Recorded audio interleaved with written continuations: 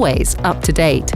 Remote software upgrades provide new functions, functional enhancements, and quality improvements for your BMW. We take care of you. You will be notified after you have downloaded the new vehicle software via your My BMW app, or when it has been automatically downloaded onto your car while driving. When you stop, you'll be asked to confirm the installation of the upgrade. Finishing touches. Follow the instructions on the control display. If you wonder what's in there for you, find out by reading the notes displayed. In a hurry? No problem. You can set a timer for the installation. Or get it done right now. The upgrade will start automatically when all requirements have been met.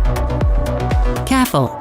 During the upgrade process, your BMW cannot be used for about 20 minutes. So, park the car safely before starting the procedure. You can leave and lock the vehicle while the update is running.